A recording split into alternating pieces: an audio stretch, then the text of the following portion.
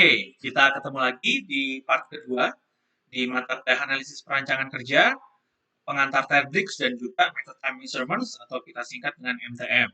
Di part yang pertama, kita sudah belajar mengenai fundamentalnya, gitu ya, pengantar mengenai apa sih Terbrix dan juga em, apa sih prinsip-prinsip dalam ekonomi gerakan, gitu ya. Nah, seperti yang disampaikan di part pertama, kita akan mengetahui pada sesi kali ini mengenai elemen gerakan-gerakan Terbrix yang efektif dan juga yang non efektif atau tidak efektif.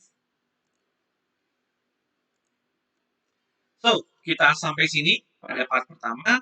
Kemudian pertanyaannya sekarang adalah gerakan Terbrix yang efektif itu apa dan gerakan Terbrix yang non efektif itu apa? Ya, kita akan lihat bersama. Oke, jadi di sini sudah terbagi dalam dua kolom yang berbeda, gitu ya. Kolom sebelah kiri adalah gerakan Terbrix yang efektif, kolom sebelah kanan adalah gerakan Terbrix yang non efektif atau tidak efektif. Oke, di gerakan Terbrix yang efektif terbagi menjadi dua kategori, teman-teman. Yang pertama adalah physical basic divisions, oke. Yang kedua adalah objective basic divisions. Ya. Yang pertama adalah dalam physical basic divisions ada menjangkau atau reach, gitu ya. Yang kedua adalah membawa atau move. Yang ketiga adalah melepas atau release, ya. Yang keempat adalah memegang atau grasp. Yang kelima adalah mengarahkan awal. Gitu ya. Jadi kalau misalnya kita mau buka pintu, gitu ya, kita kan mengarahkan kunci ke lubang pintunya, gitu ya. Pasti kan kita di awal itu ngarahin dulu, gitu ya. Nah itu disebut pengarahan awal, pre-position. Oke. Berikutnya adalah objective basic divisions. Yang pertama adalah memakai atau use, kedua adalah merakit atau assemble, kemudian yang ketiga adalah disassemble, ya, yaitu mengurai rakit, gitu ya. Jadi kalau satunya merakit, yang ini melepas rakitan atau mengurai rakit atau disassembly. Oke, itu tadi yang termasuk dalam kategori gerakan teknik yang efektif. Nah, sekarang apa saja gerakan teknik yang tidak efektif, gitu ya? Yang pertama adalah mental atau semi-mental basic divisions. Oke, contohnya apa? Mencari atau search, gitu ya.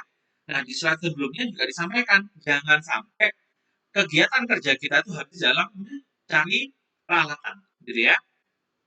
Itu kan yang disampaikan dalam uh, substitusi gerakan. Jadi kita harus bisa mensubstitusi gerakan mencari menjadi gerakan-gerakan teknik yang efektif, gitu ya. Kemudian memilih atau select.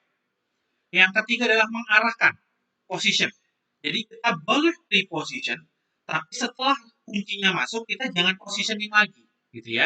Jadi kita cuma dibolehkan pre-position, tapi position itu harus dikurangi karena dia termasuk gerakan teknik yang tidak efektif. Oke. Yang kelima adalah merencanakan atau plan. Oke, merencanakan atau plan. Jadi kalau kita merencanakan sesuatu ya baiknya sebelum kita melakukan aktivitas gerakan, gitu ya. Jangan sampai kita melakukan plan di tengah-tengah kita melakukan pekerjaan. Oke. Berikutnya, selain mental dan semi mental ada juga delay, ya. Delay ini ada beberapa delay, teman-teman, ya. Yang pertama adalah unavoidable delay, keterlambatan yang tidak bisa dihindarkan. Contohnya apa, Kak? Contoh keterlambatan yang tidak bisa dihindarkan itu adalah material handling. Pemindahan material dari satu divisi atau dari satu stasiun kerja ke stasiun yang lain itu adalah sebuah keterlambatan yang tidak bisa dihindarkan. Karena kan kita memang menunggu part tersebut datang, gitu ya. Tapi ada juga keterlambatan yang dapat dihindarkan atau di sini diistilahkan adalah avoidable delay, gitu ya. Berikutnya adalah istirahat untuk menghilangkan lelah, rest to overcome fatigue. Jadi istirahat untuk menghilangkan lelah. Kemudian memegang untuk memakai atau hold, ya, itu juga termasuk gerakan teknik yang tidak efektif. That's why kenapa di slide sebelumnya kita disampaikan bahwa jangan sampai salah satu tangan kita itu digunakan untuk holding, ya. Jangan sampai untuk melakukan yang sebuah fix, gitu ya. Karena itu termasuk dalam sebuah gerakan teknik yang tidak efektif. Oke, nanti di video teman-teman akan belajar lebih lanjut. Tangan saya itu ngehold nggak sih, gitu ya. Nah, kalau seandainya memang ngehold, berarti ini adalah salah satu gerakan teknik yang tidak efektif. Oke, berikutnya. Jadi ini adalah jenis-jenis ya, jenis-jenis kategori gerakan terdix dan juga gambar-gambarnya, gitu ya. Di sini ada mencari, ada select, ada memegang, ada grasp ya. Kemudian ada transport loaded, gitu ya. Dan ini tadi adalah beberapa contoh-contohnya ya, elemen gerakan dan juga gambarnya. Nah, nantinya yang akan teman-teman pelajari adalah derivasi dari si Termbrix tadi. Di mana di awal sudah saya sampaikan bahwa ada istilahnya peta tangan kanan dan juga peta tangan kiri. Oke. Nah, peta kerja tangan kanan dan tangan kiri ini biasanya disebut dengan operator proses chart. Oke. Nah, yang saya kasih tugas ke teman-teman pada saat itu kan adalah operation process chart, gitu ya. Kalau ini adalah operator process chart. So don't be messed up ya, jangan messed up karena istilahnya sama-sama OPC, tapi yang satunya adalah operation, yang satunya adalah operator. Ya, peta tangan kerja kiri dan kanan itu bertujuan untuk menganalisis gerakan tangan manusia di dalam melakukan pekerjaan-pekerjaan yang bersifat manual. Oke. Berdasarkan pembuatan peta kerja akan diketahui pula pola gerakan tangan yang bertentangan dengan prinsip-prinsip ekonomi gerakan. Oke. Jadi di sini teman-teman akan diminta untuk menganalisis, ada nggak sih gerakan-gerakan ini yang bertentangan dengan prinsip-prinsip ekonomi gerakan. Yang mana ini sudah kita bahas di slide sebelumnya ya, di part pertama. Teman-teman silakan melihat ulang. Di part pertama kita diminta untuk melakukan ekonomi gerakan ya. Ada eliminasi, ada kombinasi dan juga ada substitusi. Itu ada prinsip-prinsipnya. Silakan teman-teman cross check di sana nanti gitu ya. Setelah semua gerakan peta kanan dan peta kiri dipetakan, selanjutnya dilakukan perhitungan waktu siklus. Oke, jumlah produk per siklus dan total waktu kerja per unit produk. Nah, total waktu kerjanya nanti itu yang disebut namanya TMU, ya, Time Measurement Units. Yang ini nanti harus teman-teman konversi dalam bentuk detik atau jam, gitu ya. Nah, berikut merupakan contoh peta kerja tangan kanan dan tangan kiri. Oke, kita coba cek petanya. Oke, nah contoh di sini ya. Peta tangan kanan dan kiri operasinya adalah perakitan pita satin.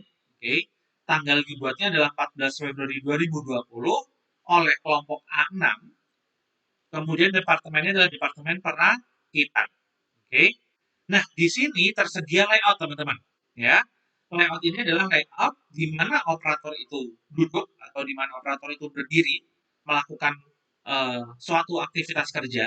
Di depannya adalah materialsnya, gitu ya. Cuma di sini nggak diketahui jaraknya ya. Di sebelah kiri materials ada marker atau penanda, gitu ya. Di sebelah kanannya ada scissors, ada gunting. Di depan gunting ada ruler, ada penggaris, gitu ya. Nah, karena di sini tidak diketahui jaraknya, tidak diketahui berapa jarak antara operator dengan si penggaris tadi, ya. Jadi kita tidak tahu apakah penggaris itu masih dalam jangkauan pekerjanya atau tidak, gitu ya. Nah, itu yang harus kita make sure nanti, ya. Berikutnya, nah, nih ada tangan kiri ya, tangan kiri. Jadi ada 5 kolom di sini ya. Kolom pertama adalah tangan kiri, kolom kedua adalah waktu dalam kurung detik, kolom ketiga adalah lambangnya, gitu ya, lambangnya. Nanti lambang di sini kita tidak menggunakan tabel Kermix, tapi kita menggunakan tabel MTM atau Method Time Measurements. Oke. Okay. Tabel yang keempat adalah waktu juga, detik, dan tabel yang paling kanan adalah tangan kanan. Oke. Okay. So, sebenarnya tabel 1 dan 2 sama tabel 3, tabel 4 dan 5 itu tipikal. Ya, sebenarnya sama, tapi itu untuk mewakili tangan kiri dan juga tangan kanannya. Oke. Okay. Lambangnya itu adalah untuk mewakili gerakan-gerakannya. Gitu ya. Contoh di sini. Tangan kiri menjangkau pita satin. Tangan kanannya masih nggak ngapa-ngapain ya. Tangan kirinya menjangkau pita satin. Tadi menjangkau itu adalah bahasa Inggrisnya reach.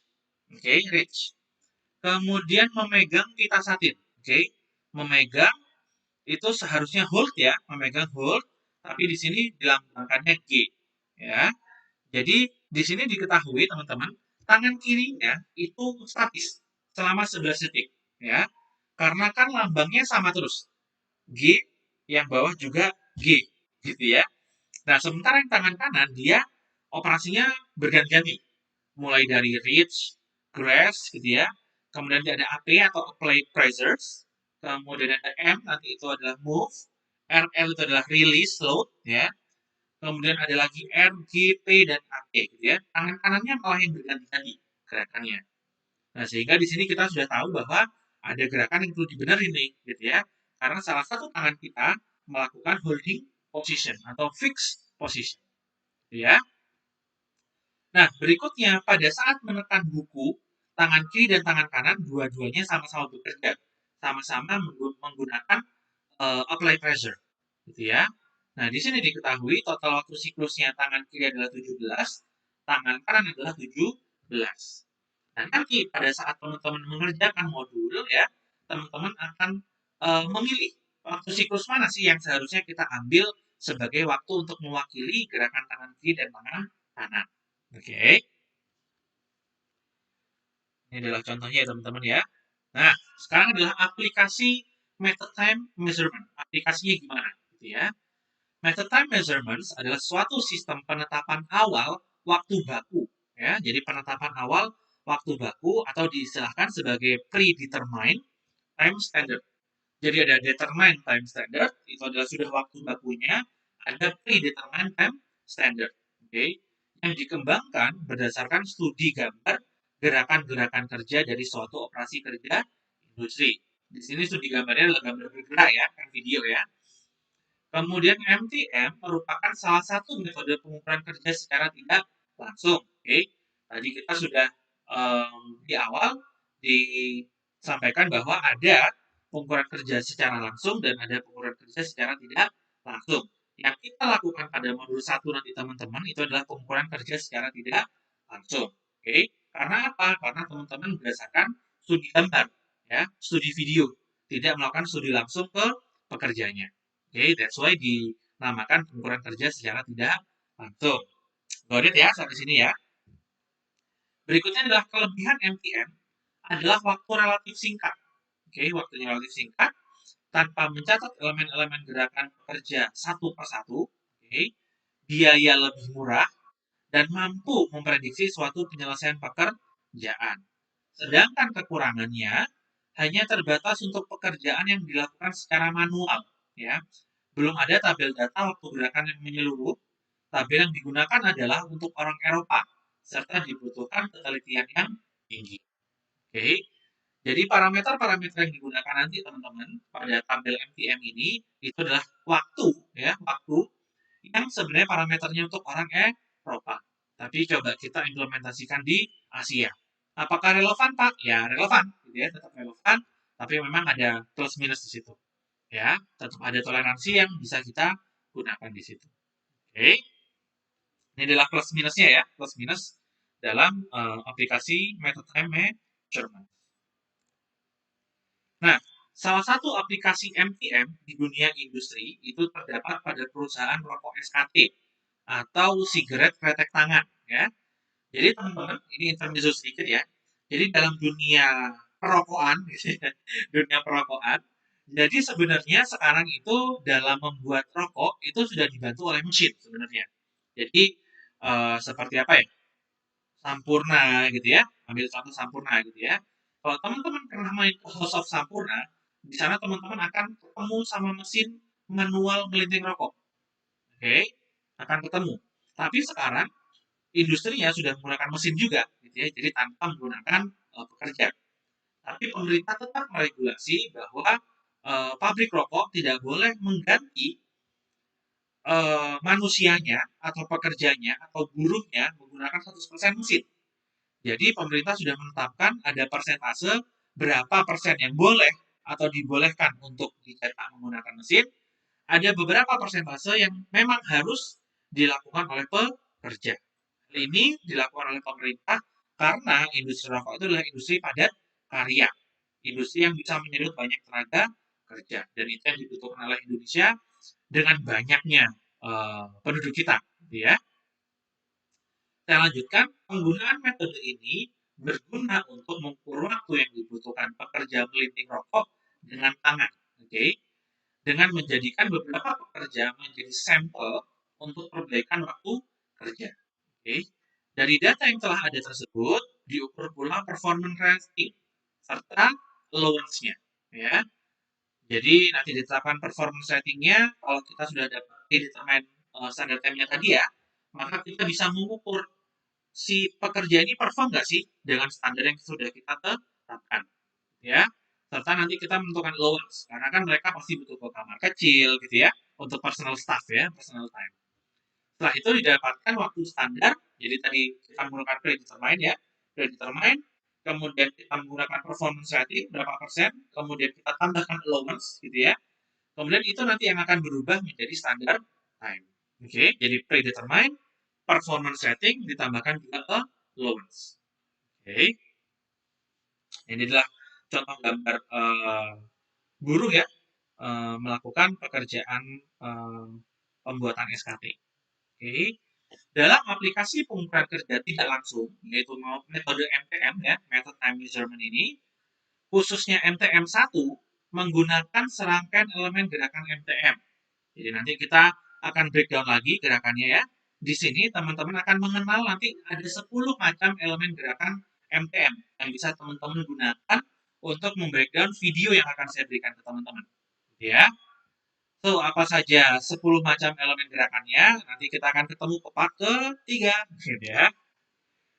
So, oke teman-teman. Thank you sudah nonton di part kedua ini. Nanti untuk kita tahu lebih dalam ke 10 gerakannya, nanti akan kita bahas lebih mendetail ke video part ketiga dan part keempat. Oke, so saya akhiri dulu. See you on part ketiga.